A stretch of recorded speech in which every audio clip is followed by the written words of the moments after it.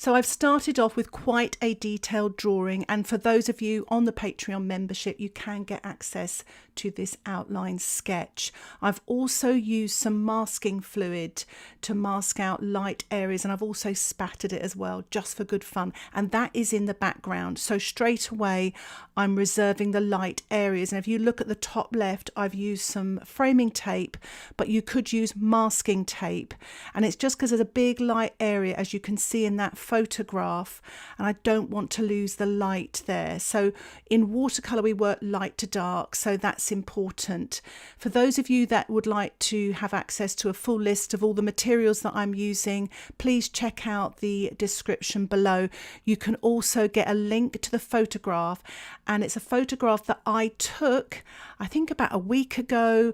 I love hellebores, by the way, it's one of my favourite flowers, so I saw them there and I took a photograph, and I've taken photographs of them before and they've never turned out this well, so I'm really chuffed. For the colours that I'm using here and colour alternatives, see the description also.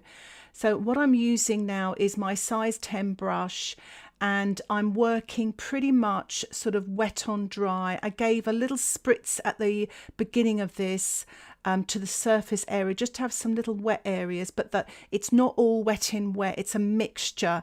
And I also spattered some water just for fun. I just wanted to loosen up a little bit, and I'm using pink, red and ultramarine to get the colour of the hellebores. Any pink will do, any red will do, but ultramarine's quite a good blue. But if you don't have ultramarine, you could use cobalt blue. And I'm just sort of drizzling in some of the red mixed with the pink, really varying the colours. What I love about these hellebores is that when the light hits the petal, you get these really intense pinky red colours, and when they're turning away, they almost look violet, sort of a greyish violet colour. So that's why I like them, and all the little veins and textures in them. They're so pretty. So I really hope this tutorial inspires you to paint some hellebores or something similar with a really interesting background. That's what I loved about this. When I took the photograph, I wasn't really thinking about the background, but when I looked at the photograph, I thought, wow, what an amazing background. So I thought I would really talk about backgrounds, why they're so important to really show off the flowers, to bring them to life. In this instance, usually the flowers would be the star of the show, but I almost feel towards the end of this painting that my background became the star of the show. I think it's because I was thinking about backgrounds and the importance of them. So it's almost got equal billing, if you know what I mean. So I'm using some yellow here with a touch of pink, still with my size 10 brush, dropping in this warm colour, wet in wet, just trying to get some really interesting effects. Just building up these light washes. It's really important, but also using the wet on wet to get some really interesting colour mixes as well.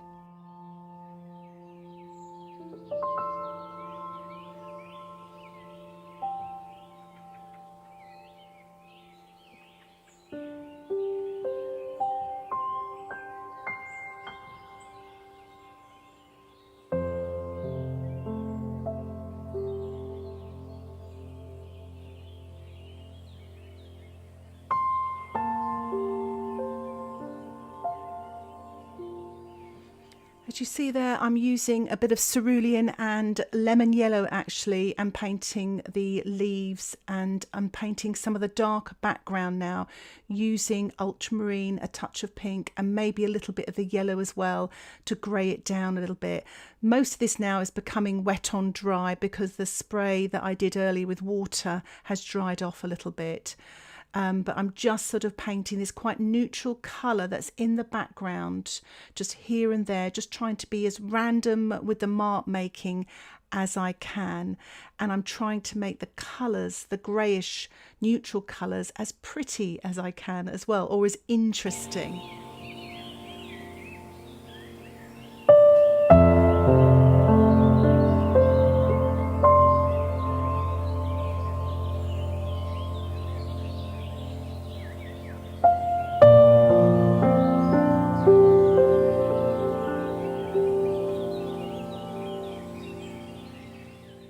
I've added a lot more sort of light green to the background. Now I'm putting creamy dark green using Ultramarine and Quinacridone Gold, but you could use Ultramarine and Yellow or Ultramarine and raw Sienna.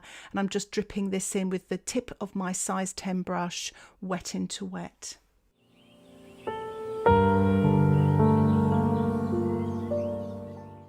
I'm just using a bit of lemon yellow Brusho here onto the wet surface. For those of you who've not used Brusho before, I'll put a link for a video I made all about Brusho in the description below.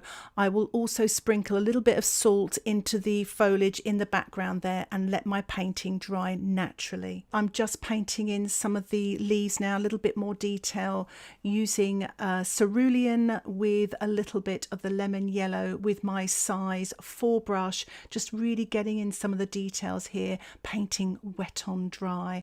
As you can see in the background there, the salt has worked really well. It's created lots of yummy textures. It sort of absorbs the paint to create some light texture underneath. I'm using my size 10 brush, painting wet on dry, using a mixture of ultramarine and yellow, painting some of the leaves in the distance here, but just building up these details now, bit by bit, to bring this painting to life.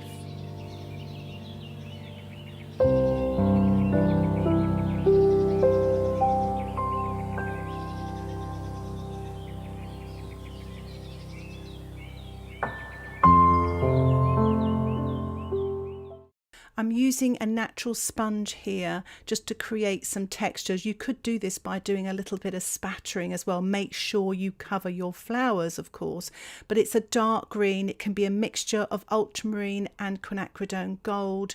I'm now painting in a very thin glaze over the background now, just with ultramarine with a tiny touch of pink, or you could use red.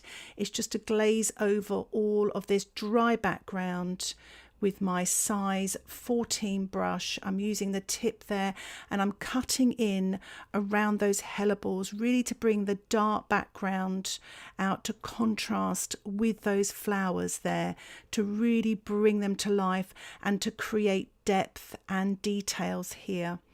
It's quite a busy background, and I've removed the masking fluid now, and sometimes the edges can be a little bit clumsy looking.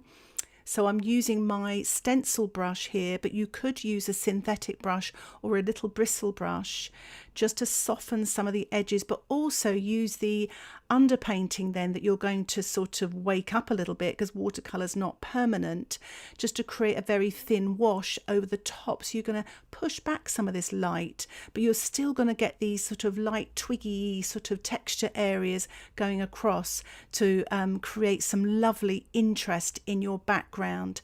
The background really is important here to support these hellebores so they're not floating in space.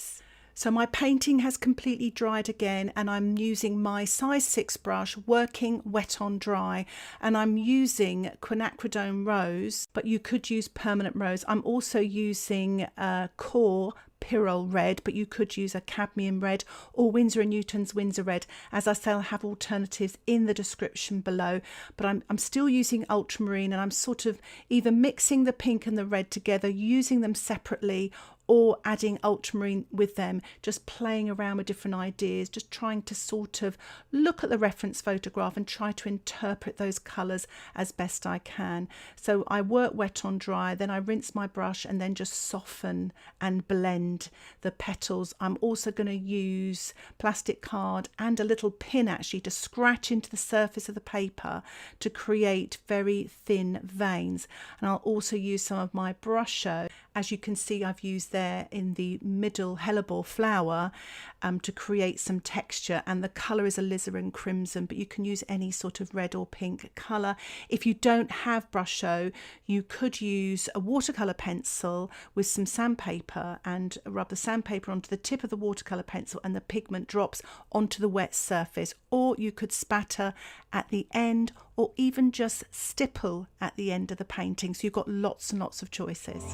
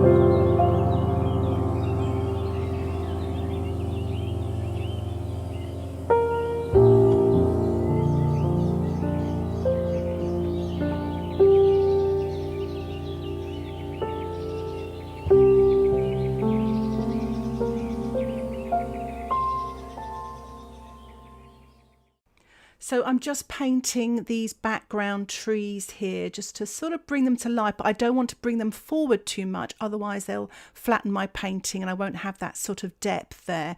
And I'm just using my size 4 brush just to paint a very sort of greyish dilute colour. That's ultramarine with a tiny touch of red. And I've worked that wet on dry, and I'm just continuing now painting on my hellebores. Again, I've waited for this to dry. I always wait for the layer to dry and build on the next layer with transparent washes, working light to dark, building up details towards the end of the painting. So I'm using the same sort of colours here, the ultramarine, the pink and the red, and just working my way really now creating darks and details on these hellebores.